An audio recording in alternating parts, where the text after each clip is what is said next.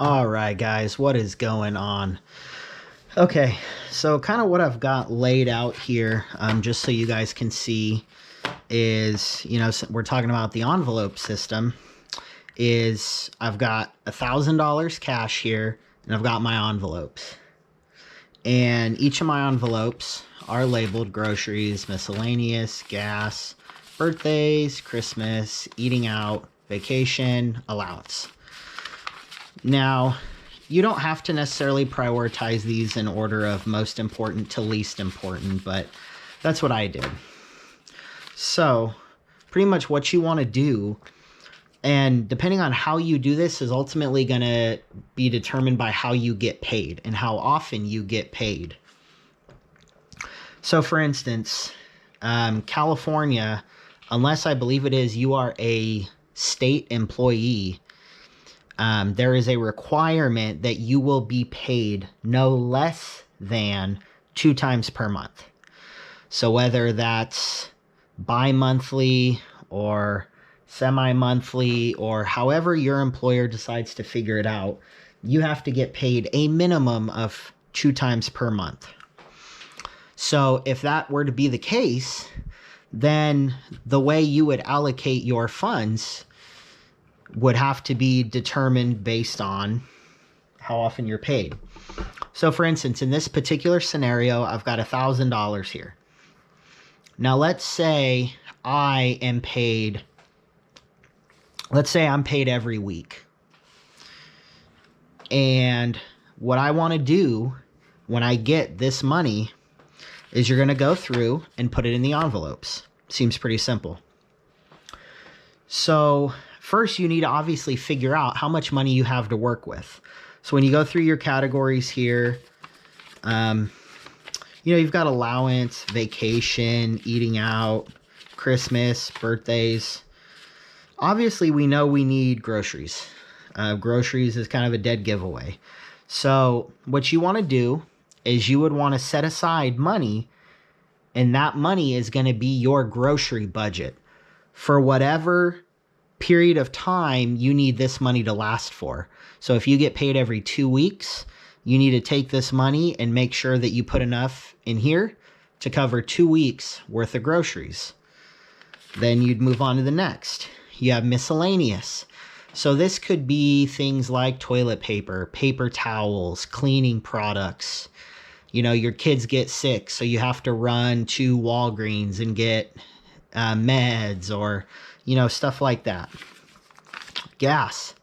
I know we're still in the pandemic and there's a lot of people working from home, so your gas bill may not be as much as it normally is. Then you've got your allowance. Now, allowance is more of a discretionary category because there are a lot of people who may not have the available funds to actually give themselves an allowance. But let's say that you do. And however many envelopes you have is going to be determined by how many people are getting an allowance. So if there's you and your wife, you would probably have 2, and you would mark them. Hey, this is Patrick's, and then the next one, your wife's or your husband's, whatever the case may be. Then you've got vacation. Once again, vacation could be another one of those discretionary categories, as there could be a lot of people who unfortunately can't save anything for vacation. Then you've got eating out. Once again, in the midst of the pandemic, depending on where you live, there's not a lot of people who are eating out. But let's just look at this from a we are not in the pandemic point of view. And we're back to life as we used to know it. Then we got Christmas. And then also birthdays. So Christmas and birthdays, they don't necessarily need to be in here. But one thing that's very nice, depending on, obviously we know when Christmas is, but depending on when, husbands, wives, or kids' birthdays are, this can be very useful because there are a lot of people who they don't budget for these items.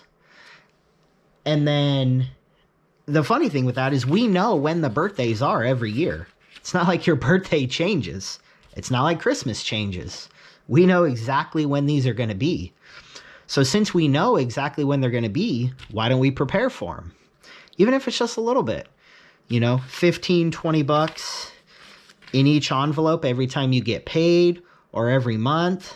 I mean, you think about it, even if you only do $20 a month, let's say in Christmas and birthday, $20 a month in Christmas, that's $360 at the end of the year if you start in January.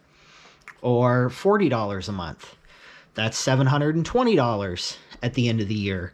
And same thing for birthday. So pretty much the whole reasoning behind why you want to use the envelope system, which I'm sure you guys are wondering, there's quite a few reasons actually. So currently, as it stands, this really plays well into budgeting, which is what my last video was. It was all about how to do a budget. Now, for people just starting out budgeting, I definitely would recommend using the envelope system, because even if you think to yourself that, oh, I don't need to use that, there's no reason at all I need to use envelopes. Like, I can keep track of my spending. It's no big deal. Like, it's not the case, because the average person is not tracking their spending. So there is a lot of discretionary spending we do that we don't even think about. It's a subconscious type thing. Stopping at the gas station, getting an energy drink and a bag of chips, getting a Starbucks, getting a Dutch Bros, whatever the case may be. A lot of times we don't think about these things. Typically, we swipe our card, we go in, get what we want, swipe our card, we get the same card back, and we leave. The reason envelopes are very nice and very helpful is, and there's been quite a few studies on this, and I'm going to link some of the studies down in the description box of this video just so you guys can check them out yourself. Our body, our brain, actually produces a pain signal when we spend cash. The reason your brain emits this pain signal is because if you go into a store, you have a $100 bill. We know to us what a $100 bill is worth, right? So let's say you go into a store and you get gas, you get some snacks. Let's say you fill up. Let's say your tank was on empty. You fill up, get some snacks. You give them $100, right? Well, let's say after you do that, let's say this is your change. Let's say you give him 100 or her, that goes away. This is what you get back. You get $30 back. Your brain recognizes that because your brain knows I gave them this and now I only have this. And your brain registers that this is less than this. It's kind of crazy, but that's actually how it works. Now, that's using cash. There's actually a pain response, which can really help with budgeting. Now, let's say we use, a debit card. We go in and swipe our card, enter our PIN, walk out the door, or swipe our card, sign our name if we're running it as credit, walk out the door. We are getting our card back. The card never leaves our possession in most cases, and the card you gave them is the same card you get back. So when you do that, your brain actually does not produce a pain response. It's kind of crazy, I know, because you're still spending the same amount irregardless. But here's another thing. There also have been studies that have shown when we go grocery shopping, when we eat out, when let's say we want to go splurge on ourselves, we want to go buy something, a new game system, you want to buy a new guitar, whatever it is that you're buying, when you use cash, because your brain understands the value of that cash, you are actually more likely, regardless of what you're buying, to make a more informed and also make a more frugal purchase. Because your brain knows however much you spend, you're not getting all of that back. Whereas once again, you come in with your card, swipe, enter your PIN, or swipe, sign your name, you get the same card back. Your brain actually weighs the cost of, when you're spending with cash, your brain is actually thinking about it in terms of a, like a cost benefit analysis. Your brain is saying, is this guitar, is this game really worthy of me giving this away and getting something like this or something like this back? Whereas when you use a card, that is not the case. Then another thing, in terms of budgeting, this can really help break spending habits, because you're going to know, if you want to go eat out, let's say you've got money in there. Let's say you've got, let's say you've got 20 bucks in here. Let's say you and your wife want to go eat out. 20 bucks isn't going to get you very far, obviously, but let's just say it will. 20 bucks, you want to go eat out. Well, when you two go, hey, let's go out to dinner. Let's see how much money we have. You open the envelope. You see, oh, we've only got $20. Looks like we're getting Chipotle. Maybe we can get dessert somewhere. Maybe we can grab a double-double from In-N-Out Burger with some animal fries. You don't have a lot of options. But if you're not utilizing the system, you go, hey, babe, let's go out to dinner.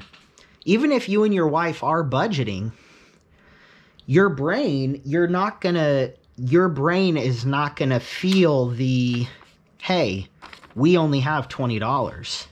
You go out to eat, let's say you go to Olive Garden, you go to a steakhouse, and the bill comes. Well, obviously, you have to pay the bill. It's not like you can tell the waiter, hey, my wife and I only have $20 in our account to pay for this. That's just not going to fly. So what you're going to do is you're going to end up using your card, and you're going to overspend. Once again, this is why this is very important.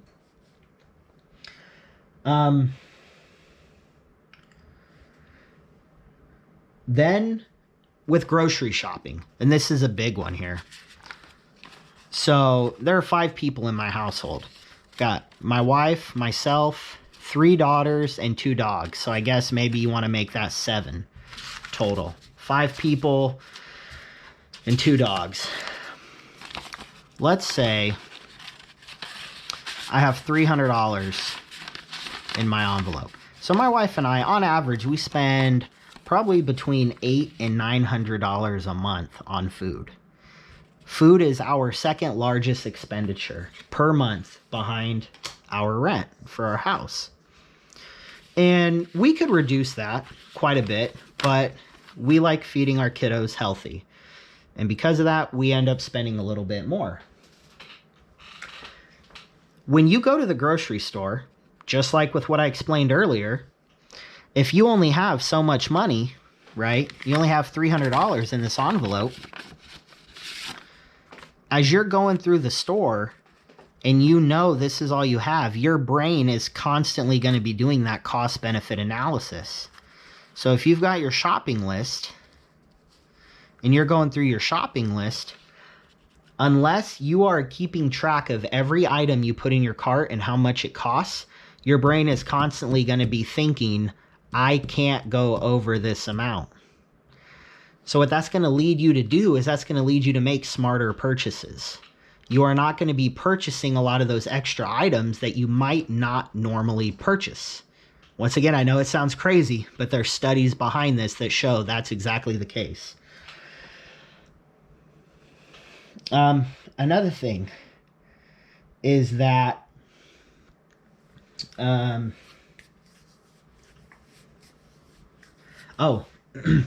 another thing And this is for people, and it's kind of a separate category, but it kind of ties in. This is for people who go grocery shopping hungry. Let's say you are hungry.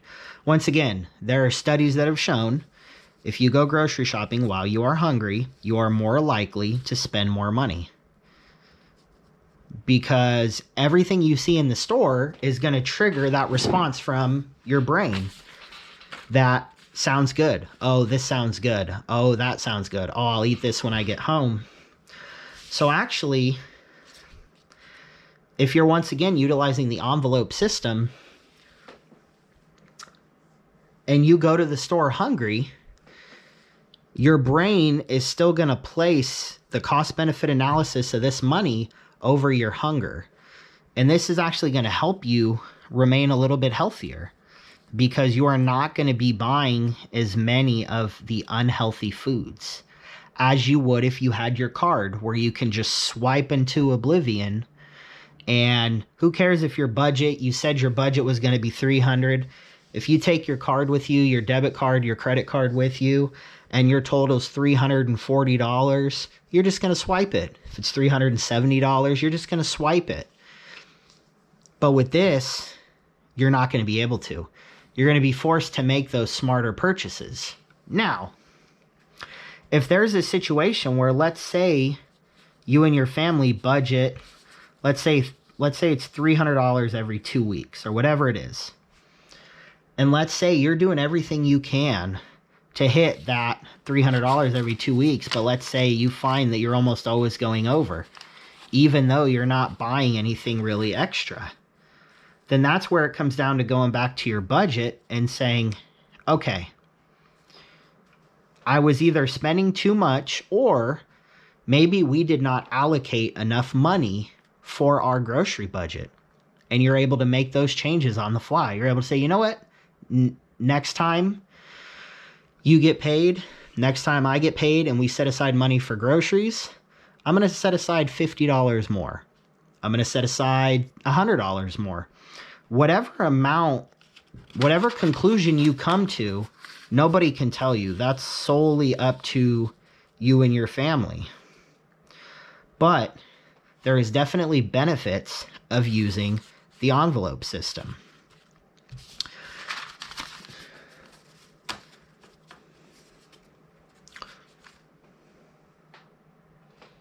So pretty much what I recommend, if you watch my last video, which is a video purely about budgets, how to budget, why to budget, the ways you can budget, the tools you have available to budget with, and you and your family decide, you know what, we've never budgeted before, we want to start budgeting. We want to start figuring out how to do this because we are just spending way too much money. That's great. I hope some of you guys are able to do that. Pretty much this is going to be your key tool in helping you budget. Now, I know with most of us, the vast majority of people nowadays are not paying their rent in cash. They're not paying their car payment in cash. They're not making, we are not making a lot of our expenses in cash transactions. So that's where this gets even more important because you're not able to fully budget all of your money. Like, let's say maybe you used to be able to do like 15, 20 years ago. But if you're able to master this, master the envelope system, that is going to make your financial life, in terms of doing budgets, in terms of saving for trips, saving for sporting events if you have kids, saving for birthdays, Christmases, anniversaries, all that kind of stuff is going to become much, much easier for you. And I just kind of hope that you guys, you know, can take something away from this. Now, you don't necessarily, so my wife and I, we don't do the envelope system anymore. We did it for a few months and we were able to master it to where we just utilize our app-based budget, which keeps track of our expenses in real time. and categorizes them for us. And we're able to know, hey, you know what? I go and get gas. I've only got X number of dollars this week left for gas, or I want to go buy this. We need to pick this up at the store. I want to grab a burger for dinner, save for vacation. We're able to make those changes on the fly now because we utilize this to discipline our mind. So I hope that you guys can test this out and utilize this. You can have as many categories as you need. These are just the ones I came up with. You can set aside as much money as you need. There's no right or wrong answer. I was just trying to hit as many categories as I could to kind of give you a really good example of, hey, you know what? We've got 2, 4, 5, 6, 7. We've got 8. I've got $1,000 here. Where am I going to put the 1,000? How much is going to groceries? How much is going to gas? How much is going to birthdays and vacation? How much? So you can easily lay your money out and you can see exactly where you stand. And if you don't have enough cash to hit all those categories, then you either have to modify your budget, dial your budget back a little bit, or you can check out my most recent video, which is talking about side hustles and how you can earn some extra income, bring some extra money into your home so that if you are trying to save up for a birthday present, if you are trying to save for a vacation, you can tap into some of those side hustle gigs very easily, very quickly, and you can start making money immediately. So, I hope you guys enjoyed this video. I hope this video was informative for you guys. I'm trying to get through, a lot of these because there are a lot of these kind of key principles that my wife and I didn't necessarily practice early on in our relationship. We made a lot of bad financial decisions. And, I'm just kind of hoping I could help you guys and help you maybe make some better financial decisions a little bit earlier in your life so that you can thrive a little bit quicker than we did. So with that, if you guys appreciate this content, please hit the like button. Every like we get helps promote this type of content to a larger group of people out here on YouTube. If you just randomly came across my video, if you want to see more of this type of content, hit the subscribe button. As it currently stands, I'm putting out a video pretty much daily, and that's going to be my plan moving forward. Especially a big one coming out tomorrow, which is going to be on Joe Biden's key items that he wants in this next stimulus package that him, Nancy Pelosi, and Chuck Schumer are really working behind the scenes to put together to help the American people. So as always, guys, take care. I appreciate you guys watching. And like I said, hit the like button. Take care.